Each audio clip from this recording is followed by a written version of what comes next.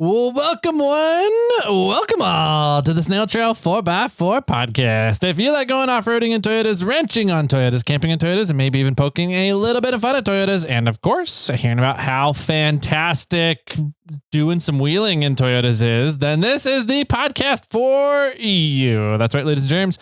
My name's Tyler, and joining me for another episode of SnailTrail4x4 podcast, which is episode... is Mr. Jimmy Jet. How you doing, man? I am great. 711. Jesus Christ. 7-Eleven. 711. Do we get slushies today? We should. I want slushies today. I was going to think if we should go do a little research on 7-Eleven and talk about it. Yeah. But yeah. If you want to know a little bit of history about 7-Eleven, though, go over to the Acquired podcast, and they did a whole episode on Trader Joe's. Okay. But in the Trader Joe's episode, they talked about 7-Elevens because Trader Joe's originally started as like a convenience store. Oh. Yeah. Okay. And so it was compared to 7-Eleven, and they talked a lot about 7-Eleven. Okay. And how Tokyo and Japan and everybody over there really loves 7-Eleven, and how it's a completely different thing in Japan. Oh, yeah. It's like upper class, like fancy little convenient, like corner store. Interesting. In Japan. It's really kind of funny. Okay. Yeah. And yeah, but I think it started in Texas. I don't know. Yeah. All right. I'm remembering back right. That's fun. I will admit I have not listened to Acquired at all, except for the Ferrari episode that we listened to. We listened to a little half bit of it or whatever. Going to or from Nevada. I forget which one it was. We were on our way there. Yeah. We were about to go through, or we were right around the that's right, the ET highway. ET highway, and that's why we missed it because we were talking about some other stuff. That's right. Yep. So anyways, that was a fun episode. I want to go and finish the Ferrari one. That was pretty cool, learning about kind of the background history there of Ferrari and how everything got started and everything. Yeah, for sure. Yeah, they do some great episodes. I kind of want to mimic at least one of theirs and do it on another topic that would fit our category, our podcast. Yeah. But I don't want to do the research. Right. That's the big problem. Yeah. Like I would love to go and do a deep dive interview on LaserNut or on Blyler. Right. Sure. Because Blyler just bought SpiderTrax. Really? So they're building all the SpiderTrax stuff now out of their industrial shop of Blyler, whatever their industrial company is. Their racing team is Blyler Motorsports. Right. But I don't know what their industrial company is, but they just bought SpiderTrax recently. Like the knuckles and the axles. The axle housings, the knuckles, the unit bearings, everything is all made in-house now. Wow. Under Blyler's industrial business. Interesting. Yeah. I thought that was fascinating when I learned that. So, I think there's some pretty cool stories behind some people in the off-road industry and being able to do some bigger deep dives on those stories. Yeah. I think you and I have always wanted to do a massive deep dive on KOH. Right. And all the history of KOH. And so there's a few other things too that we'd love to get some really good stories on. So, but it just takes so much time to do the research and organize everything. So absolutely. Yeah, that's the hard part. Yeah. But it could be the fun part too. So you just never know. Maybe we'll do a deep dive on something along those lines sometime, or I don't know. I've always thought Toyota or Jeep or something would be a fun deep dive as well. Yep. But that's not here or there. I think that could be a fun topic for another day. But yeah, we've got a few things going. Welcome back into the studio. Thank you. You too. Thank you. I appreciate it. It's been a long weekend. Yeah. you had a busy schedule. I was a very laid back, relaxed schedule, which I definitely needed. So good. Yeah, I'm very happy with how the weekend went. Ended more relaxed, but for some reason it wasn't very well. It was relaxed, but I didn't get a lot of sleep. It felt like, I don't know. Okay, but we'll jump into that in a little bit. Before we do, I think we have some more announcements. Let's see. Today is the 26th. So this episode's coming out on the 28th, which means you have a few more days to get in for the giveaways that we have going on with Rousseau, the fire extinguisher. So you can go over to Irate 4x4, click on the Snail Trail 4x4 podcast there, and then you can click on the giveaway tier, and that'll get you entered for the Rousseau fire extinguisher, which Tyler and I both believe is the most important fire extinguisher you could have on your vehicle. It really, for the most part, never goes bad. It has a lifetime. Well, it has a limited life warranty because of the CO2 container inside of it. Yep. Not necessarily the powder or anything else, but they do make refill kits. So you can carry one fire extinguisher, one refill kit, and you can have 2 fire extinguishers. Yep. Which is kind of a cool thing. Yeah. So, if you want to get a chance to win the Russo fire extinguisher, go over to, the irate 4x4 and go sign in there. We also have a discount code going on for Russo this month. So if you want to get more than this one, if you want to get some 5-pounders for maybe your garage or your shop, or more 2.5s for all the other vehicles in your fleet, you can do that. I believe it's in the show notes, and I'm trying to remember back, but I think it's Russo crawlers, and that will give you 25% off of the Russo products. Yep. Did you ever watch the fire pan video? No. That he was talking about? No, but I watched the one where the side-by-side or whatever came that in. One, yeah. Yeah. So the fire pan, which is the one they have to use in order, the test that has to get done in order to test a fire extinguisher and certify it. Yep. It's impressive. He was like, you're walking into a wall of fire that has to get put out by a single charge on the fire extinguisher. Dang. And it did it. And he sent me the video, and I'll need to see if I can dig it up and we can post a link to it or somewhere. Sure. But that one's really impressive. There was something else I was going to say. Other discounts that are going on right now that people should be aware of with Memorial Day stuff. Onyx Off-Road is doing, it's like 70 or 80 fucking percent off. Yeah. Their normal paid subscription for Onyx Off-Road is like $40. They're doing it right now for $8. Yeah. $8 a month. That's awesome. And I believe they also have a similar discount on the Elite membership as well, because they do have one on the Onyx Hunt and Onyx Backpack, or the Backpacker Discovery or whatever it's called. Yeah. But like those are the same kind of price points, $100 for the Elite, and they're down at like $15, $20 right now, something like that. So I don't know how long that sale's going on. I didn't do enough research. It just popped up on my feed while I was doom scrolling last night, and I was like, damn, Onyx. Right.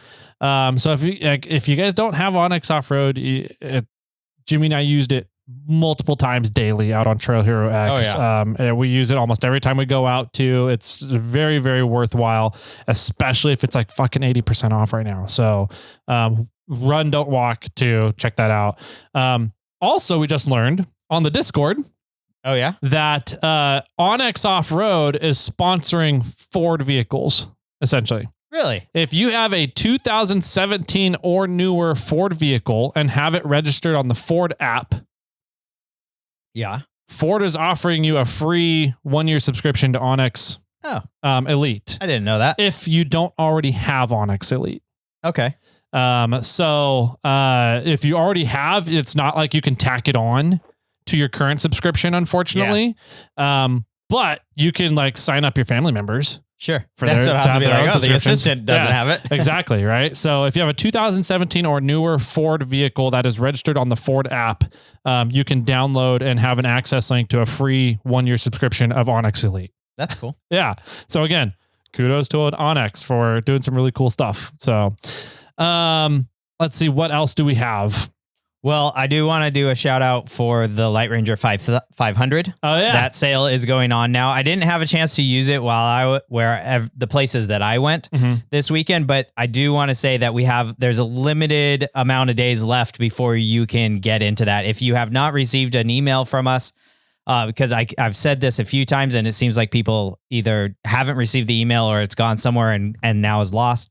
But if you haven't received the email from us, get in contact with us. We'll give you the discount code for the group buy. Apparently they're sold out of the 500s. So wow. I don't know if we overdid it or what, but now it's what do you call it? A pre-order setup right now. Okay. So get in on the pre-order and you can still get that massive discount. Yeah. We had a listener reach out and be like, "Hey, it's marked as sold out." And so I messaged Rich or Spencer, and I was like, "Hey, like, is there any way we can like start a wait list for some of the people that are like have the discount code, and he's like, we're going to change it to a pre-order. Okay. And I was like, cool. So just know that it's all sold out at the moment. So get in on that pre-order, use the discount code for the group buy, get yourself in line and get yourself an amazing light at a good price. I forgot to order mine. Oh, I got mine the other day. Nice. Yep, I got mine. I put one in Bobcat, I put one in Charlotte, and I put one in the assistant's car for it in case of an emergency. Yeah, I have like, I think 8 I need to order. So I totally forgot to do that. And I need to go do that. Now I'm going to be on the wait list with everybody else. So wah, wah. Wah, wah. I did use the one that we got. Yeah. This weekend. Nice. And it was fantastic. Good. The single red light is perfect for inside tents when you're having to climb in the tent and your significant other and your family is already in their sleep. Perfect. Yeah. I was like, this is awesome. And then just hang it up from the little attic space, that nets that are in tents. It was awesome. Yeah. So. Yeah. Now I'm kicking myself in the butt that I didn't buy a stand for it because Devos makes a really cool collapsible, very tight stand for their minis, and for that would also work for the Light Ranger 500. Yep. And I wish I would have bought one of those. Yeah. Okay. So cool. So there you guys go. Yeah. You only a few more days left. They're essentially cutting off the discount code, I believe, at the end of May. So once June 1st. June 1st is the last day so that we can announce it on June 1st. Gotcha. On the podcast. Got it. Yeah. So June 1st is the last day that you'll be able to go and get a Light Ranger 500 at the group buy price. Yep. So once again, if you have not received the email from me with the discount code, get in contact with me. I'll give it to you. Cool. Yep. Jimmy, I have not received an email with a discount. I'm just kidding. Yeah. I probably have. No, I don't think you did. Okay. Yeah. That's funny. All right. Anything else that we have for announcement stuff? We got Rousseau, Onyx stuff. We do giveaways for Onyx. We have a couple of elite memberships. I think last time, the last Thursday, maybe Monday show, we went over some of the reviews. Thursday. Yeah. And we were at 789 reviews. Right. So there was only 11 spaces left. I haven't looked since then to see how many spaces are left before 800, but we are coming up on 800 reviews, which means we also have an Onyx Elite subscription to give away with a cool little swag pack from Jimmy and I and some of the companies we've worked with in the past on the podcast at 800 reviews. So once we reach 800 reviews, all the spots are taken up, right? So it's in order to get in for the giveaway, you have to leave a review. So they're getting very limited as to how many are left before the 800 review mark. So if you guys have been like kind of dragging your feet about going and leaving us a review, go do it. That way you're in at least for this giveaway. And then you'll also be in for the 850 and the 900 giveaway too. So. And at 900, we're giving away $900+ of Morphlate gear. He's got some really cool things coming out. Yep. I've been ear hustling him a little bit, so I know at least one of the things that is in the works now, and I'm excited for it myself. So I think the winner of that is going to love the new braided kits because that's going to be included, and the new stuff that's coming out throughout the year. So we'll see how long it'll take us to get to 900 reviews, and probably the longer it takes us to get there, the more cool stuff you're going to be able to get. Yep. Yeah. It's we've got all the magnets are showing up for the project that you know about. I think they're showing up this week. Okay. So once those are all here, we'll start 3D printing all of them and putting all the magnets in and having those ready to go. Sweet. Be able to launch that one. There's another one that I wasn't fully happy with the performance. It doesn't work at all above 30 PSI for deflation. Oh. So there's a hint of what it might be. And EVs really don't deflate below 30 PSI. Right. Yeah. So it doesn't really work at all. It's not a viable option at all for EVs. And I like making universal products. Sure. So we're having to go through and modify how things work in it to make sure that it can work for everybody. Good. Kind of thing. Yeah, so smart. That one's getting delayed a little bit, but I'm really excited for that project. I think that one is going to be the one that is, I don't want to say the most successful. I think that popular, the most popular, I think the most universal for people. Sure. because of the price point that it's going to be at. And then the other one is still kind of ready to go. I want to focus on the big project that's coming at the end of the year. Hopefully should be able to launch at the end of the year. And we just had another breakthrough while going through the engineering samples on it. Ooh, okay. To be able to include another feature to it, which you have asked for a very long time. Okay. Winning. And I think it's coming to fruition. We're going to put it all together in one package. Sweet. And I'm hoping that we're still on a good timeline to have it launched, ready for purchase and shipping to consumers. Black Friday, Christmas time. Sweet. So, all right, I'm excited. That's the huge one that Good. I'm banking all of our eggs in our basket this year for that one. Okay. Sounds good. Yeah. So if you want a chance to win any of that stuff, though, go leave us a review on Apple Podcast. If you've already left a review and you can figure out a way to leave more reviews, you can do it. Yep. Go and do it. Leave reviews. Just remember what your names are, your aliases are, so that if you get chosen, you can prove it and you can win all this cool swag. Yep. So we're coming up on 800 here, which we're going to give away that Onyx Elite membership. So get in now, because if you get in now, you can get in for everything in the future. Yep. Awesome. Sweet. Let's see. We talked about the Russo giveaway. We talked about the discount code for Devos and the discount code for Russo. Yep. Gift boxes are out, and I know people have been receiving them. I've been hearing some positive feedback on them, so I'm super excited for that. I know that I've been hearing the t-shirts are fitting, which is great, because when we had Scott here from Portal Pros, he asked for a medium, and then he was like, you know what? I really need a large. So I think he's just getting fat and lazy now that he has everybody else is, now that he has a Lexus and a DVD player. And everybody else that I've heard, they says their t-shirts have been fitting well. Awesome. I talked to, I believe it was Wreck-It Rob, and he said his wife stole the shirt, his daughter stole one of the other items, and his son stole the tiny little item or something like that. And he was like, so he didn't get it. He got a cardboard box. Yeah, he got a cardboard box out of it or something like that. And then he's like, we're going to share something, the other small item in there. Yeah, so that was kind of funny. Yeah, I think that's pretty good. I think all that, I mean, necessarily we kind of hinted at it a little earlier, but the Discord is going great. It's popping off. We've been having some great conversations on there. Yep. We were gone for the weekend, so I haven't had time to check it out very much, and I think most people kind of were. But it's a great avenue to get into quicker contact with us and other like-minded people that are out there in the industry that are doing stupid and wild things. Yep. Yeah. I'm a little afraid because Nick from Montana, asked for Brian from Utah's contact info. On the Discord. He was like, is Brian from Utah on here? Anybody know? Anybody? I was like, you guys are not allowed to get together yet. They have to start their own Discord. Yeah. I just have one more thing, I think, before we jump into sort of what we've been up to. Okay. Do you have a 3D cup holder for me? I do. It's at home. I totally forgot to bring it. It's sitting on my floor in my pile of stuff that's like, hey, take this to the warehouse next time I go. And all that stuff still is still there. Yeah, perfect. Thanks. Yeah, no, I just wanted to give you a little shout out because I thought it was super cool because you have your own 3D printer. You print up some stuff for, Morphlate and a lot of other randomness that goes on with Morphlate. Yeah. And I reached out and I said, dude, I need a cup holder for my Nalgene because my Nalgene doesn't fit in the cup holders on the truck. Like, this is stupid. And you're like, well, send me dimensions and I can figure it out. And then I was like, okay.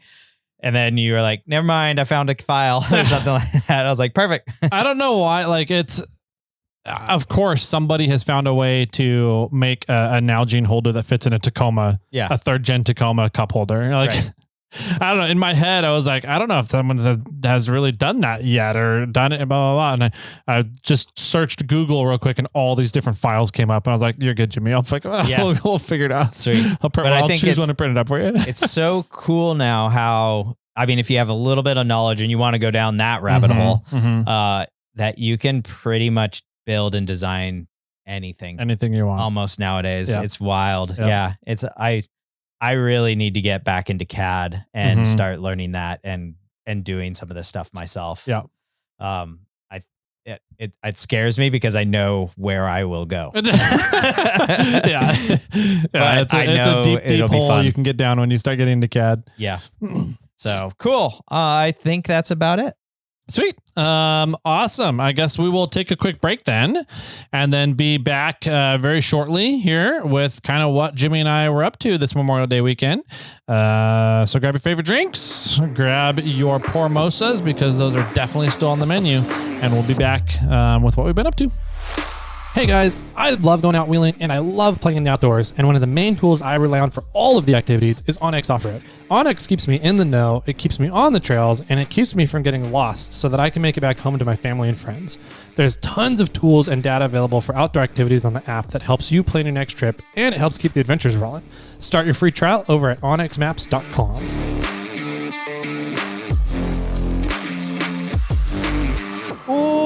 Welcome back, ladies and gentle ladies, everybody out there. This is Thursday, and this is kind of the section of the show where Jimmy and I talk about the shenanigans we get ourselves into, right? So like Mondays are kind of, we try and do something infotainment for you guys, right? So educating, informing you guys somehow in an entertaining way that makes it so it's not just fucking boring and you're going to tear your ears off or something. And then Thursdays are ways that I guess you guys get to live vicariously through the stupid things that Jimmy and I do. So that's what we're going to go over today. The fun things that we had going on over Memorial Day weekend here. I got to go wheeling to the Rubicon Springs in Fiona. So I have a lot of things to talk about. Quite a bit happened for just hanging out in the Springs for 3 days. That's awesome. So I did that I want to hear about the Sphere. Okay. For sure. Yeah. But then you also went up near Lassen, right? No, we went to Truckee. Truckee. Okay. That's what it was. So I don't know. How was your weekend? What'd you have going on? It was good. So it was a stressful week sort of leading up to it. Yeah. Mainly because we were leaving, we left on Thursday. Mm-hmm. We left Thursday day. So I only really had, I had like 3.5 work days. Yeah. It was a very short work week last week. Yeah. And then considering that, our work days are shorter because we technically do 1 day of the week where we sit down and record the podcast. So it's like we almost, we work 4 days of the week, but then we do 1 day of the week. We work on the podcast pretty much exclusively. So, but anyway, so we recorded on Tuesday. We had the great recording with Scott from Portal Pros, and then we did, our Thursdays and Snail Mails episodes. And then Wednesday rolled around and I had to get all 3 podcasts done. Yeah, which isn't normally the case. Normally I can do Thursdays on Wednesday and Fridays on Thursday, and then I get, usually I'll do Mondays over the weekend sometime. Mm-hmm. But this time it was like, nope, like I got to get everything done because I'm going to be gone throughout Monday. So that threw a monkey into the wrench or whatever. And okay. And then, I lost myself when I said that. Let's see. I really want to know why you're not putting a wrench into a monkey. Yeah, I could do that too. Okay. Yeah.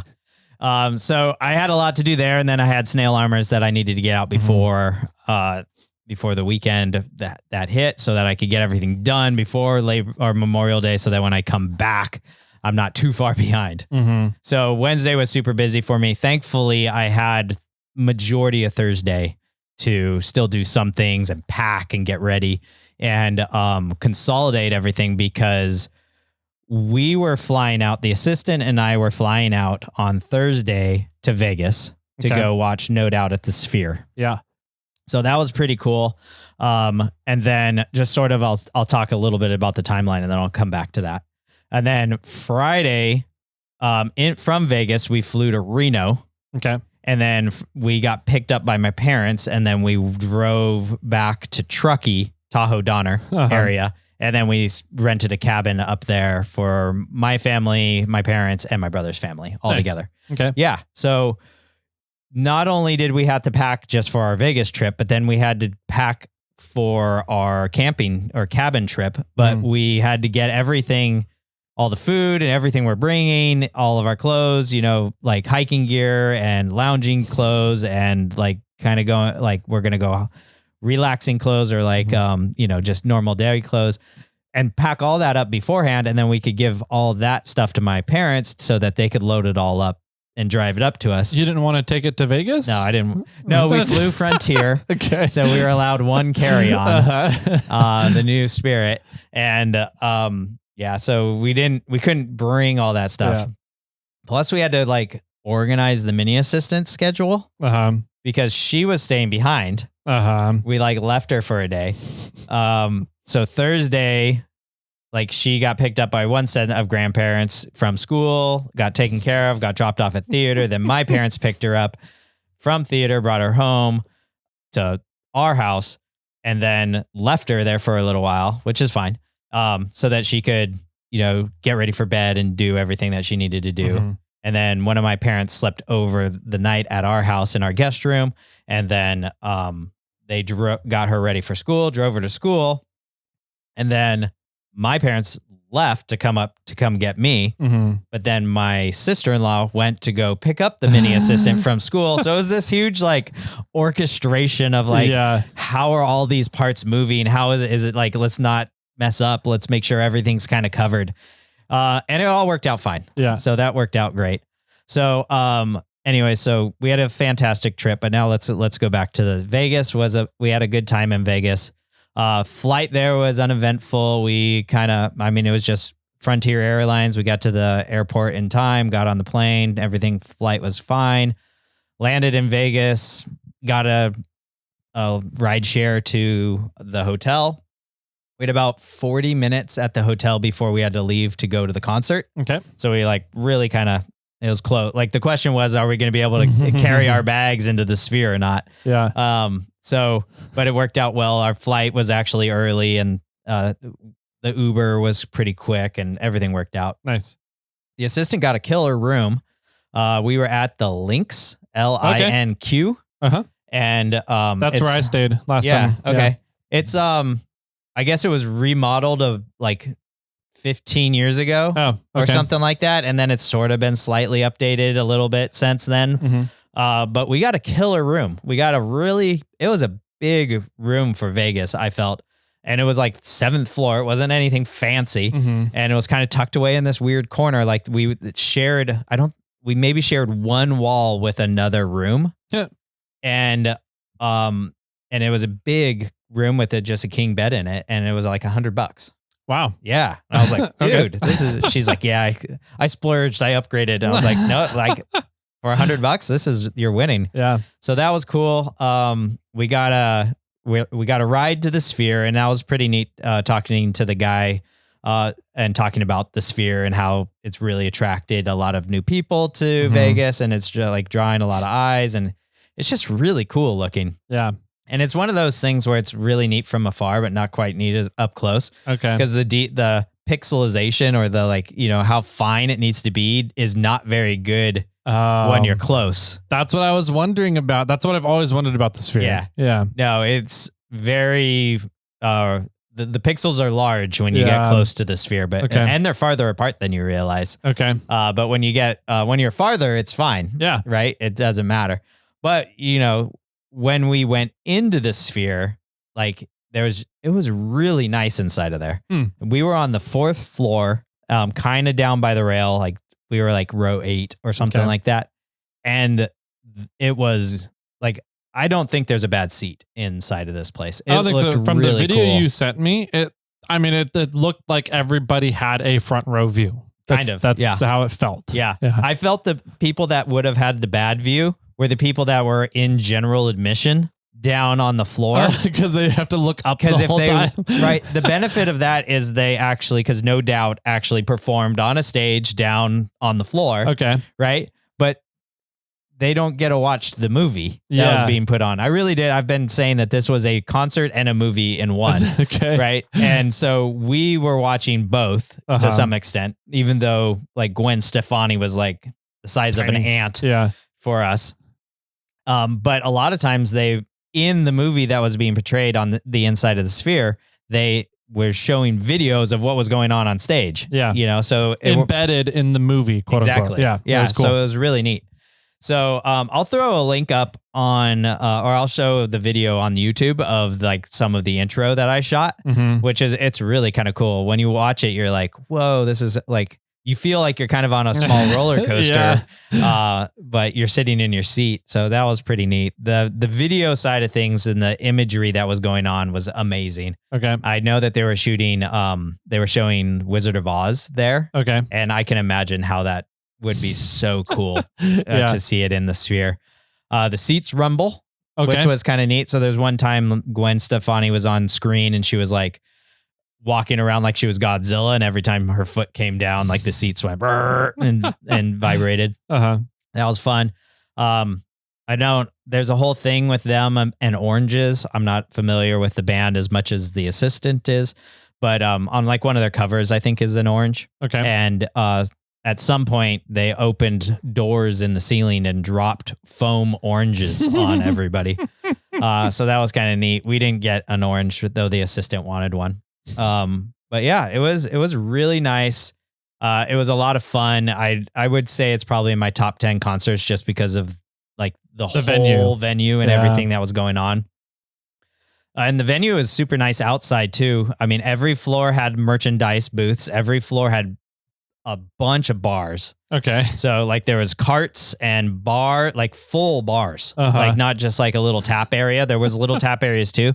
And there was like the convenience store ones where you walk in and there's just glass doors and you can choose whatever you want and you grab the deli sandwiches, your drink, whatever. Yeah, your chips. kind of. Okay. I don't know if they had deli sandwiches, but they had all different types of beers and chips and other things. And so we bought drinks in a cup. So we got our No Doubt cups, and drank them up there. And we took a straw in one of the your special straws. The special straw. Okay.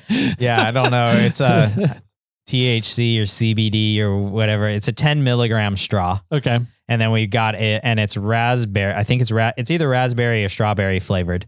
And it's sort of lined on the inside. So when you draw in, it pulls some of the flavoring with it. And it apparently, if you leave the straw in the drink for so long, it just evaporates completely into the drink. But we got a berry seltzer, and then we added the berry flavored straw, strawberry or raspberry, into the berry seltzer. So that was good. And then I got a beer. And then during the concert, I only knew like 4 or 5 songs that they played. So one of the songs that they were playing, I'm like, I'm going to go to the bathroom and I'll get another drink. So I went to the vending, like convenience store style thing. And I grabbed 2 beers and I grabbed some chips. And the guy was like, yeah, just set it on the tray. And so I set everything on the tray and it was like, bing, here's your total. It knew it by the weight. Oh, interesting. Yeah. I was wondering if they were using RFID chips. No, I don't think so, unless I ate it. Yeah, or something. No, I think it's all weight based. So they know that you're selling chips and this is roughly how much chips weigh. And these are how much beers and sodas and everything weighs. If everything in the same weight was the same price, then yeah. So that was kind of cool. But yeah, so it was a good concert. They played for like 2.5 hours. Okay. So it was a pretty lengthy concert for one band, which was pretty good. And then afterwards, we walked through, I think the Venetian is pretty much tied to it. It's like right, there's a little, like a breezeway kind of thing, and you're right in there. Yeah. So we walked into the Venetian, and then we didn't realize it, but there was a whole No Doubt experience going on in the Venetian that was free to walk through. So we walked through that. And then when we were walking out, at the end of the Venetian, or really into Harris, there's a piano bar. Okay. And so we stopped in at the piano bar and we sat and we're like, I was like, this reminds me of New Orleans and the dueling pianos bar there. And I was like, we need to get a Sazerac. And we got the worst Sazerac I've ever had in my life. I don't know what it is. Like every time I've been to Vegas and I ask for like, give me an old fashioned or a Sazerac, they are disgusting. Like they just either don't know how to make drinks in Vegas or they just rely on everybody ordering beers or something simple. Yeah. And so I was like, we paid way too much for this horrible drink and we felt like we just had to chug the damn thing to get it down. Right. Cause I'm not going to waste it, but yeah. So then we ordered another beer. And at some point these like white guy wasted people showed up. Okay. And it was like a whole friend group, but there was like a wide variety of ranges between them. There was like a grandpa to like a teenage guy, probably, 21-year-old, right? And they were all plowed and having the best time. And it was more fun watching them dance around, make fools of themselves, having a great time, interacting with the piano players than literally listening to the music, though the music was enticing them. So it was kind of 6 one way, half a dozen the other. Yeah. But that was a lot of fun. And so we ended up closing that place down. We went to another bar on our way back to the hotel inside of the Lynx.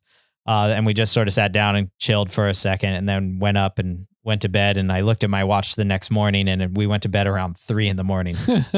So checkout was 11. No problems getting back to the airport, just a little hungover. And we had a super turbulent flight out of Vegas, and the assistant reached for the barf bag. Oh, no. And I was like, oh, no, she didn't barf.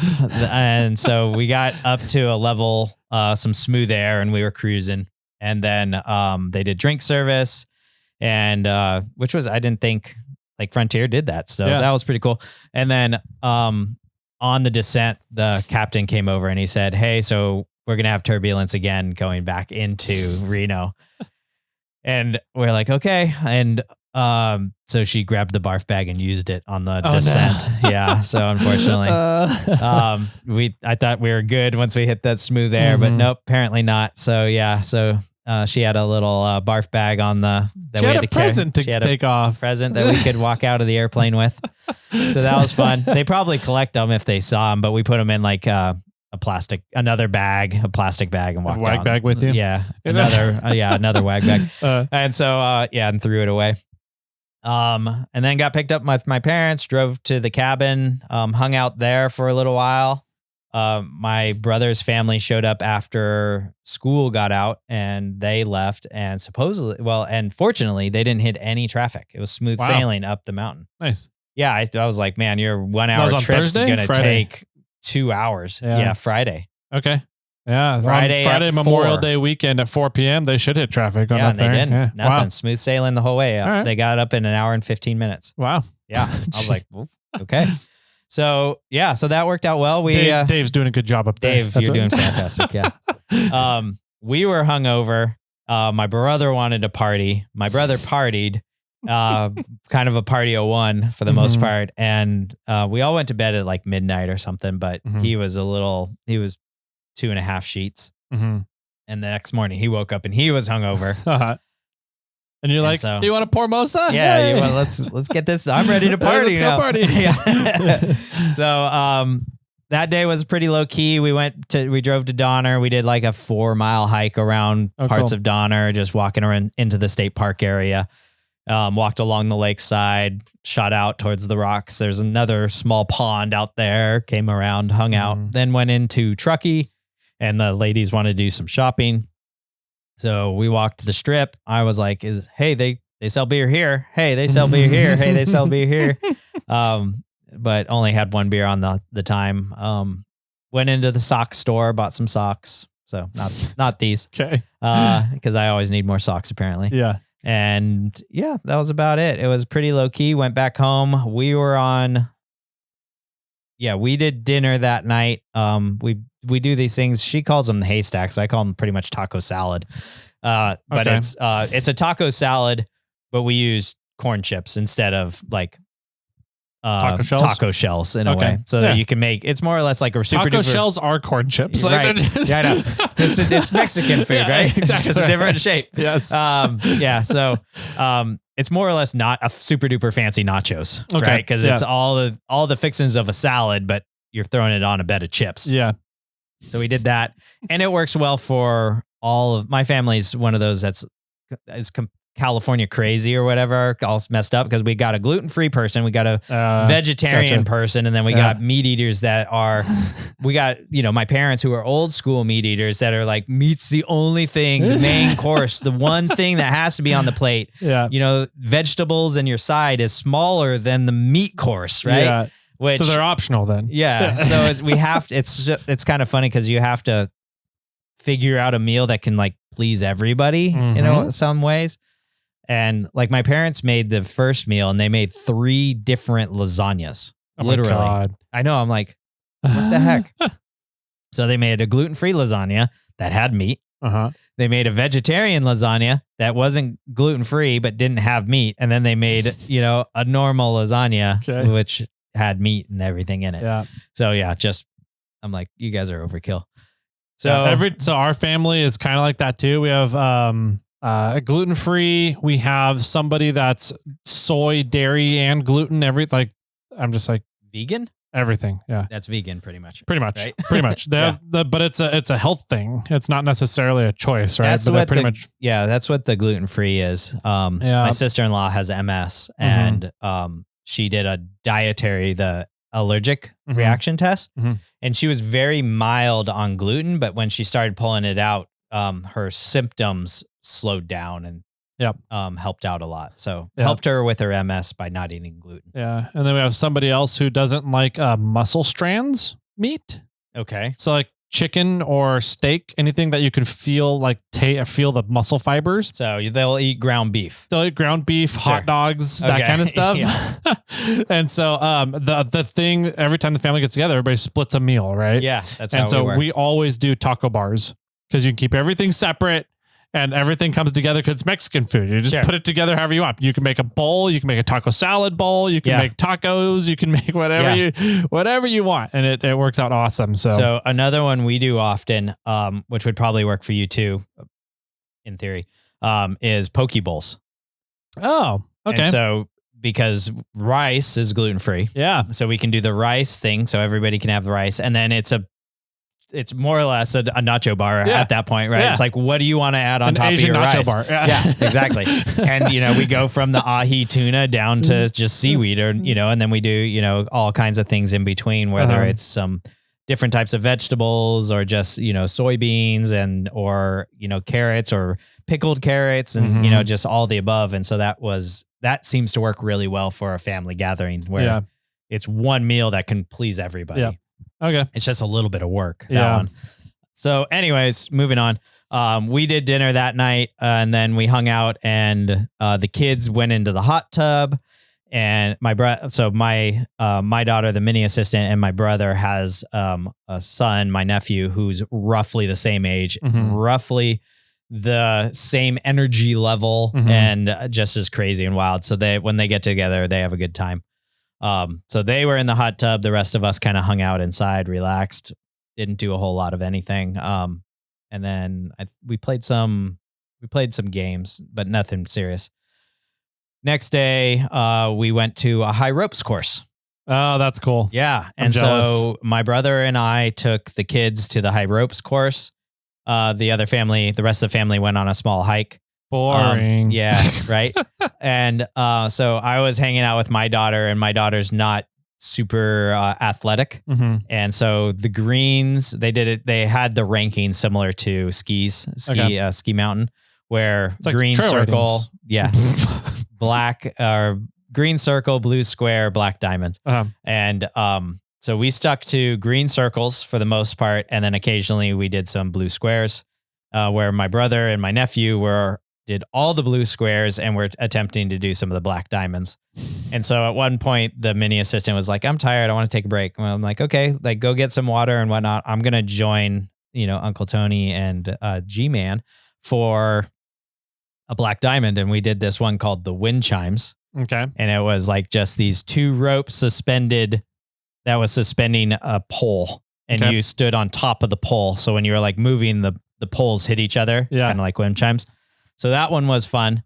And then my brother and nephew wanted to go to the front because it was kind of separated front and back and do the 2 blue squares that were up there because they hadn't done them. And the mini assistant and I went and did rainbow. And we said that rainbow had a super long zip line at the end and the longest one in the park. Okay. And that was fun. So they're like, yeah, let's go do that.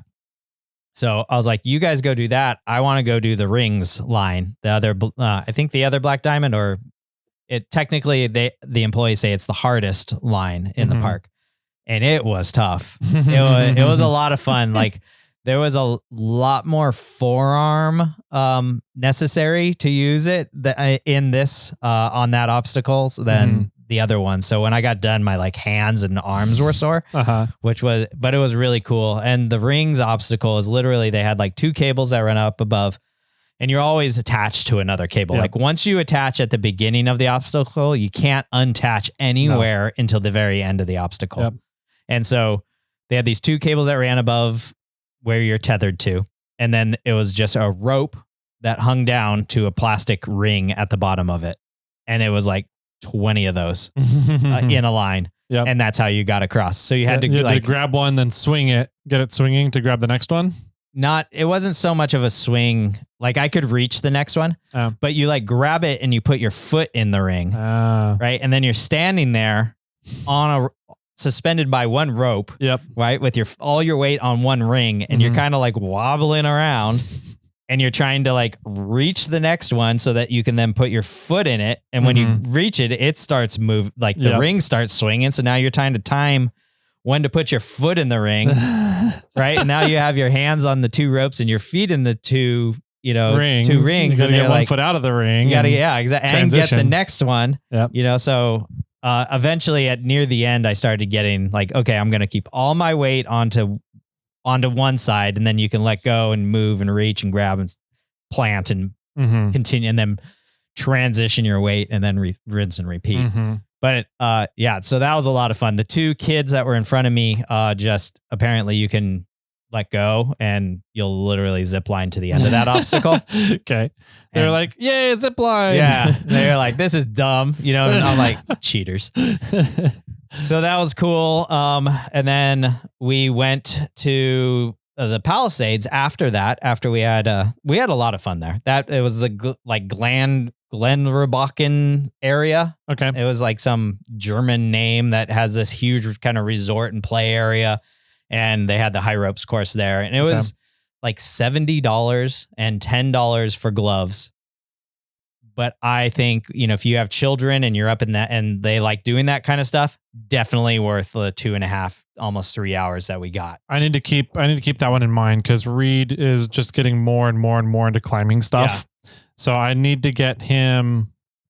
We'll talk about it when we talk about stuff. So there wasn't many, like there was some people maybe in their 50s, maybe early 60s. And then there was maybe as young as like 5 or 6. Okay.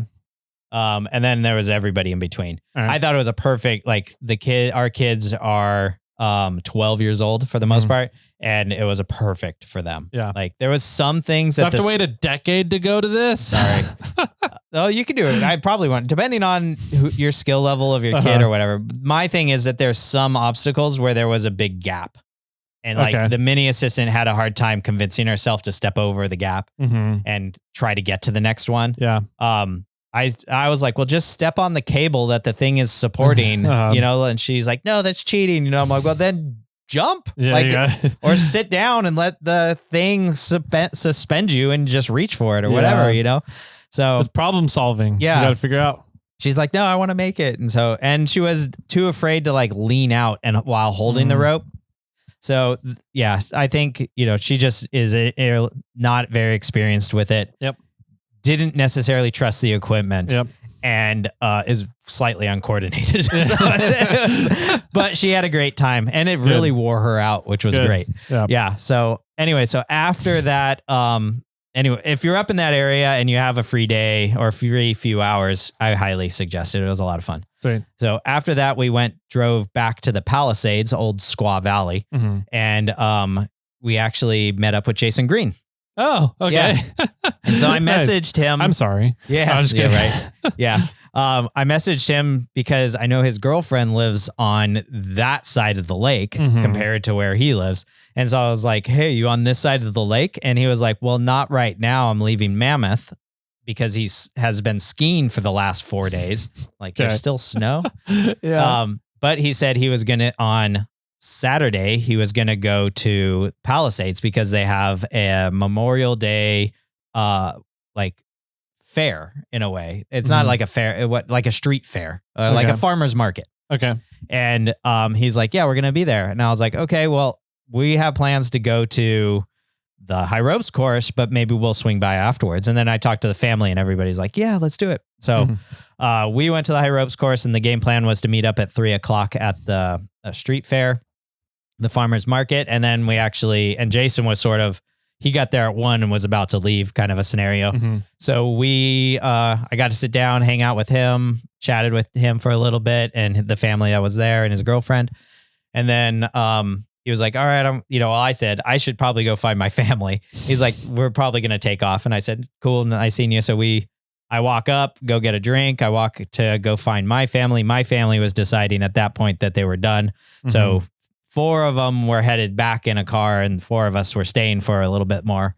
And we walked around and then we ran back into Jason on the other side of where we were, talked to him a little bit more while his girlfriend was shopping. And then, she had to go to the bathroom. They were headed up the way we just came. And we're like, all right, we're taking off. So then we drove home, had dinner that night. My brother made like a Thai soup, like a really good curry kind of Thai soup. Okay. And then we played family games that night. We ended up playing Apples to Apples, which is a hit favorite for the family. And then we played a bunch of Jackbox games. Okay. Do you know those? Yep. Yeah, so Jackbox is now on Netflix. Yep. Yeah, I didn't know that. So we have a subscription where we bought a bunch of Jackbox games a while ago. Okay. But somebody told the assistant that they're now on Netflix. Amazon Prime also has a huge, connect your cell phone to the network, play Jackbox style selection of games on Amazon Prime. So yeah, we played a lot of Quiplash, a lot of Drawful, and those games into the night. Nice. And then we had to be out of the cabin at 10 and woke up and drove home and pretty much no traffic. There was a few spots where things slowed down, but then something was on the side of the road and everybody sped back up. And yeah, we got home and good time. And then it was back to reality and we had to do laundry and go shopping for the week and do everything that we needed to do. That was Monday? That was Monday. Okay, yeah. So all of our normal Sunday chores now got moved to Monday. Yeah. And the mini assistant was like, it's Monday. We don't do chores on Monday. And we're like, well, we didn't do them on Sunday. We got to get done sometime. They've got it. She's like, I don't want to do laundry. And we're like, you need to do laundry and you need to clean your room and you need to do your other chores and all this other stuff.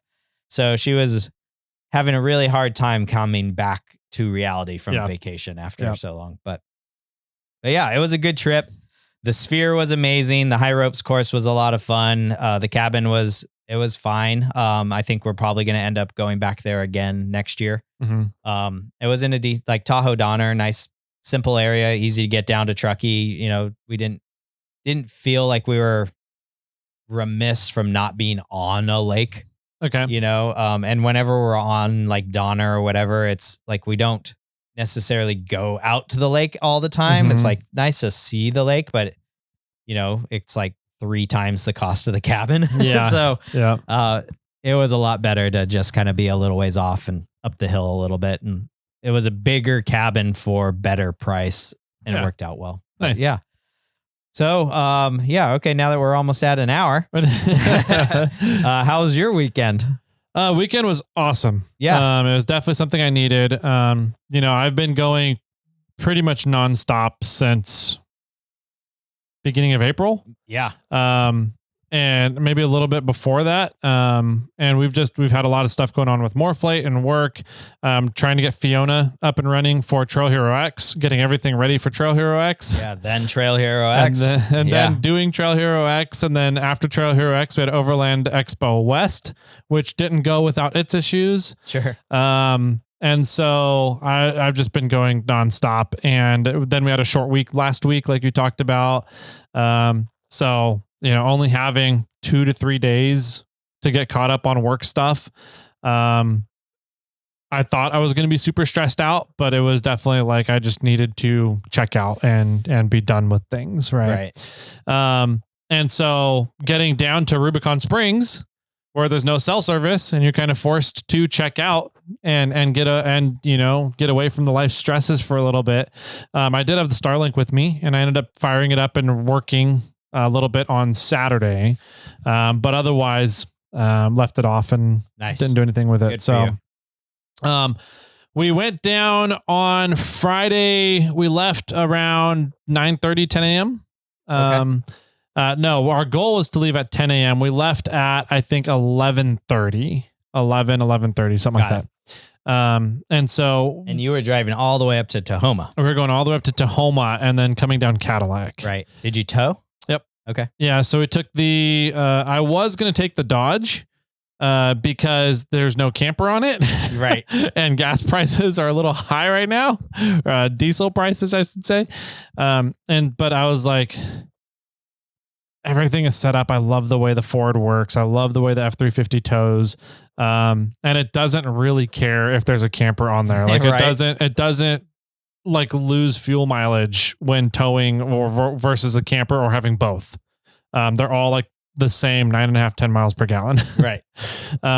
So got everything loaded up on the trailer, had to do the huge vehicle shuffle at the warehouse to get everything squared away and get everything over to my house. So I can start loading everything. That took a few hours to do. Dang. And so I did that on Thursday. There was a few things that the vehicles needed done, Fiona in particular, because the guys got back from Overland Expo West on Monday. Right. And so I gave them, Tuesday, Wednesday off. I was like, you guys just relax. You were gone for 18 days. Yeah, right. And so they came in to unload everything on Thursday. So Fiona never got unloaded until Thursday. And I needed to make sure she's all good and ready to go for Friday. The AC was out. Oh, no. On Fiona. And I was like, all right, let's see if a shop has an availability to recharge it today. I called a few shops. Nobody had the availability to do it that day. So I went down to Napa and bought a couple recharge cans, and got it recharged back up to about 25 PSI in the AC system. And I was like, this will just get me through the weekend. And then this week, once we're back, I'll take Fiona in to get the AC system diagnosed and figured out why it was out. By Friday morning, the AC system had leaked out fully. Oh, dang. So there's a substantial leak in the AC system on Fiona right now. Wow. Yeah. And I was like, well, all right, no AC for the weekend. Luckily the weather was awesome. We had AC when we were going around. We did. Mm-hmm. So, and the guys did not have any AC while driving it around Arizona in 110 degrees. Weird. Yeah. So something happened between when we had it and Expo West. Yeah. I'm not sure what, and I'll get it diagnosed later this week. So I had that going on. What else did I needed to load everything, of course. The roof rack. I had to put the roof rack back on, but we lost the bolts for the roof rack. They're all gone. Oh, wonderful. Yeah. So I had to figure out the thread and pitch and the length of the bolts, which Carson helped with. He just did a quick Google search and we figured it out.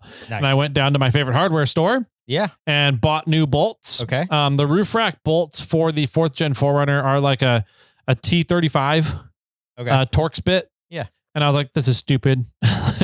I want hex heads on everything on my vehicle. And so I found my supply store has M8 by 125 by 50 millimeter bolts that have a flange head to it with a mini head. Oh. And so the normal M8 by 125 is a 14 mil, 9/16 hex head. These were 10 mil heads. Interesting. And I was like, I like it. It's a smaller head, which you need on that because the plastic covers. The reason why the Torx bit heads are the way they are, they're a button head with a Torx bit on it. Right. And that needs to be as flush as possible so that the plastic covers can snap on. Correct. So the mini heads were just enough where like 2 of the 3 snaps were engaged on them. And I was like, perfect. So I got the roof rack back on, the AC system recharged, or so I thought. And that took like 4 hours. Wow. Running back and forth to places, trying to search the warehouse for the bolts and everything. And then drove Fiona home, or put Fiona on the trailer, hooked up the trailer, drove everything home, unloaded Fiona from the trailer, and started loading a little bit Thursday night and then mainly Friday morning. Okay. Got everything loaded. And headed out, and we got out of there about an hour and a half later than what we were aiming for. We have to go. I wanted to go up 80 because it's like 20 minutes shorter time to go up 80. But we have to drop the dog off at the in-laws in Placerville. So we went up 50, which takes an extra 20, 30 minutes. We stopped for lunch. So we got up to Tahoma. I want to say it was like 2 or 3 o'clock. Got it. Yeah. And then dropped down, unloaded everything, and went on down to Cadillac. In the parking lot at Tahoma. Yeah. There was a couple of vehicles that pulled up, a Jeep and a Bronco, an old school Bronco. And they were starting to air down, and the Jeep was like right next to us, and they were pulling valve cores to air down. Old school way. And they went too far. So they did the thing where they started airing down, and we're trying to check things with their gauges and whatnot, and then pulled out their air compressor. And I was like, oh, somebody went too far. And so when he pulled out his air compressor, I have this ongoing thing. Every time I see somebody do that, where they air down one tire too far and have to pull out the air compressor, air back up so that they can air back down to the correct pressure. Yeah. I go up and just hand him a card and be like, I have something that fixes that for you. Yeah, right. And then get to talk about Morphlate and have a good time with them. So I did that, talking to them, having a great time, joking around. Meanwhile, Fiona's just airing herself down with the air hub and the hose system. So, I was chatting with them, had a good time. At their gauge, they kept measuring, and all their tires kept measuring at 17 PSI. And and there was one tire that I was like, your tire's almost flat, dude. Like if I had to guess, there's probably 3 PSI in that tire right now. And he goes, no way, my gauge is saying 17. And I was like, I'm telling you right now, that is not 17 PSI. 1,000, unless your vehicle weighs 20,000 pounds. Yeah. And it was a JK, 4-door JK. That's not 17 PSI. Right. And so I was like, let me see your gauge. And so I looked at it, and it's a dial mechanical gauge. Okay. It has the needle that spins around, right? Yeah. And it was a gauge that was 0 to 30 PSI. Oh.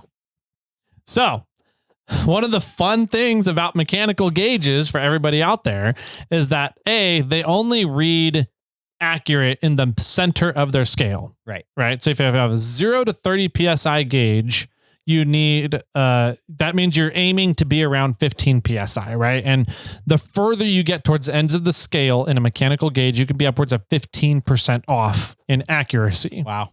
So that's why if you're airing down your tires, you want something like a 0 to 30 PSI gauge, which is great. That's what they had. And when you air up your tires, you really want say if you're airing up to 30 PSI, you really want like a 0 to 60 gauge. Okay. 0 to 100 gauge gets you there too. It's accurate enough, a little bit off. You'll maybe be within 5% accuracy on them. But they were using a 0 to 30 PSI gauge. And I quickly realized that they spun the gauge and broke it. So the other fun thing about mechanical gauges, and this is really with any gauge, if you over pressurize it, you break the mechanism inside. Whether it's the spring itself, whether it's the mechanism, the mechanical connections between the spring and the dial indicator. But if you over pressurize a 30 PSI gauge and accidentally put like 60 PSI in it, you'll break the gauge. Right. And you just need to go get a new gauge. Right. And they're like, well, how do you recalibrate this? I was like, the only way you're recalibrating that is to get a new spring out, completely rebuild the whole thing, or just buy a new gauge. And so like the whole time, like they're just having these troubles with this gauge. And I'm sitting here like, and that's why I don't do mechanical gauges at Morphlate. This is why we use digital piezoelectricity and digital sensors for gauges at Morphlate. Yep. So anyways, I got to do a little spiel about digital gauges versus analog gauges and explain what was going on, and then showed them our gauge, and it was a big eye-opening experience for them, and dealing with deflation gear, inflation and deflation gear. Since their gauge was broken, did you let them borrow one? I let them borrow the one out of the dually, out of the Ford, and I told them, I was like, just keep it. I was like, you guys, if this gauge is bad for you, you probably don't have another gauge with you, right? And they're like, no. And I was like, just keep this one. Like, It's fine. It's been through. It's gotten used in the truck before. It's not a brand new item kind of thing. It's not. So just keep it. I got plenty more. I know to get another one. Exactly. And they're like, well, we've been looking at your systems. We've been meaning to buy one for a while. And I was like, dude, Memorial Day sale is going on right now. If you just don't happen to get one during Memorial Day sale, here's my card. Give me a call. And I love giving people discounts that I run into out on the trails. Sure. And getting to have these chats with people. Like, right. I love the interaction, those wholesome interactions. The aha moment. Yes. And so they were really good sports about everything. And they didn't keep the gauge. They gave it back. And I was like, all right, whatever. So what was the tire at? It was at 3.5. Oh, wow. 3.5. Yeah. You were pretty spot on. Yep. And then there was another one that they wanted to get all their tires to 9. Okay. And then one tire that was like, it was reading high at 17, right? And I was like, that tire is probably about 7 to 8. And they're like, so they put my gauge on it and there was reading at 8.2. I was like, yes, I still got it. So, yeah, it was fun hanging out with them, chatting with them. They took off before I did. Because I still had a car seat to swap over, the fridge to put in and everything. And so what they kind of made a joke of, all right, well, if we don't see you down at the Springs, we'll come back looking for you in a couple days. I was like, perfect. Sounds good, man. I caught up to them within about 15 minutes of getting on the trail. No way. Yeah. And they got off maybe 15 to 20 minutes ahead of me. Wow. And I still caught up to them within about 15 minutes.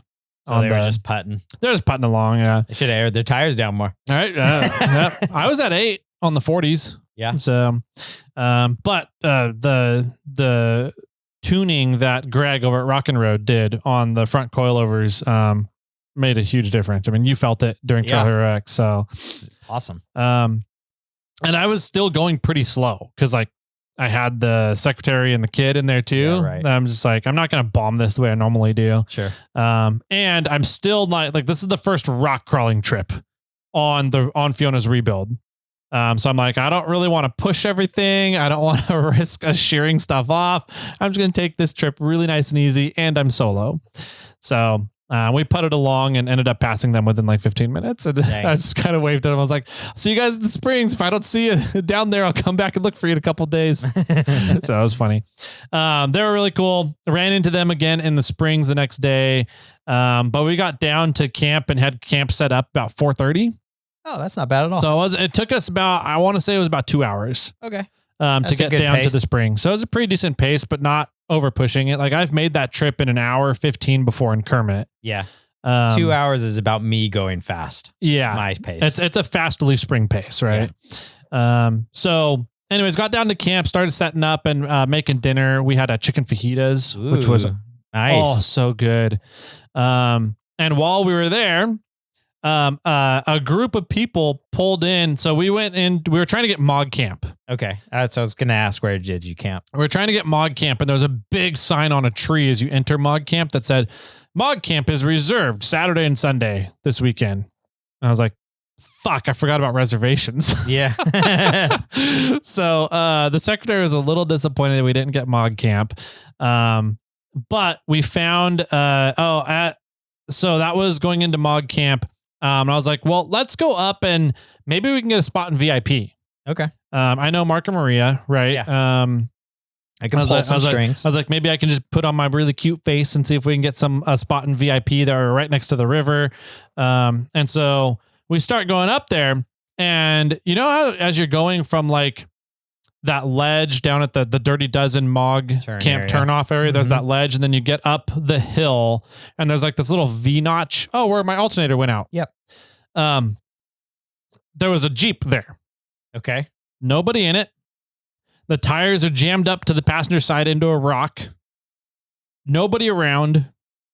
Nobody's like behind him. No vehicles are stuck. I thought maybe he's out of the Jeep looking, helping spot somebody behind. So I get out and I'm like looking around like, there's nobody here.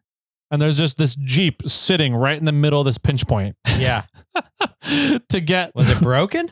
I didn't look broken. Okay. But typically you don't leave a Jeep in the middle of a pinch point with the steering jammed into a rock, right? Yeah. So I'm thinking there's probably something wrong with the steering. So I looked at his tie rod, his drag link, his pitman arm.